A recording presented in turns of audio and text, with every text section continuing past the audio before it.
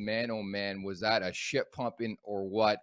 From puck drop, man. Like, that was really, really impressive. And we've talked about this a lot all year. Those trap games. No trap games with this team right now, right? No, they haven't been. I mean, another reason why when guys say, oh, it's the same old team, it's just not. They aren't showing any signs of the same old team last year. I know they put up 115 points last year, whatever, in the playoffs or in the regular season, sorry, but they had all kinds of trappings. And, Austin Matthews would go get 5 points one night and you'd win a game and you'd drop a couple and go on a few more. And this is just like, no, we're done with that shit. It seems like they've left it behind them.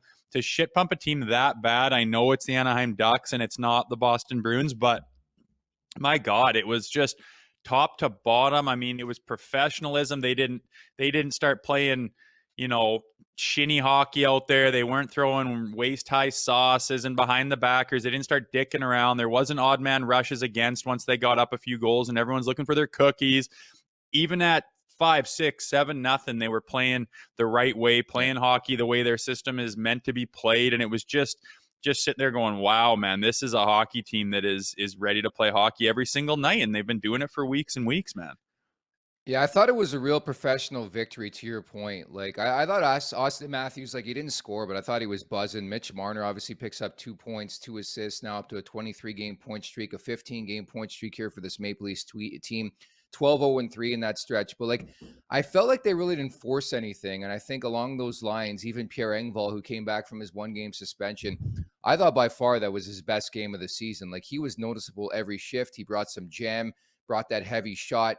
I was really, really impressed with him. Kerfoot, Pontus Holmberg, Connor Timmins with 3 apples. Like, that was like the biggest story for me looking at last night's game, is that the depth players have really, really picked up their pace offensively. And nights like last night, you score 7 times and again, only one of the big 4 scored in the game.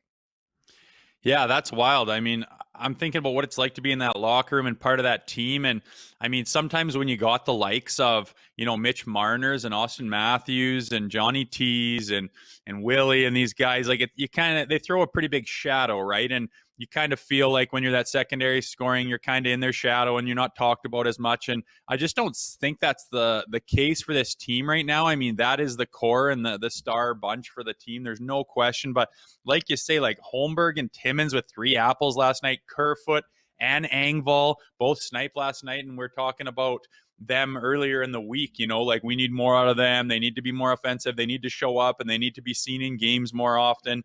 Austin Matthews, I think he had 5 shots, but just 1 apple. Yeah. It's nice that they can step back and the other boys can we can handle this tonight, boys, because I keep saying, like, it seemed like last year when, they'd win some games, it would be this out of the ordinary performance by one of those stars. And it's like, okay, great. But is he going to do that in game 6 of the playoffs? Like, you need a better hockey team.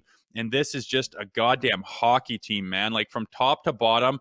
I mean, when they have a couple bad shifts, the goalie bails them out and stops a breakaway and stops 2 big backdoor chances. And then all of a sudden they can reset without being like, oh my God, we're down 1. And it's just from top to bottom, man. It's just, it doesn't seem like the same team as before. And no one knows what's going to happen in playoffs. But looking at the depth and what they have available, it's not like they've just scrapped together some shit behind these big boys. And hopefully that works. Fingers crossed. It's better than that.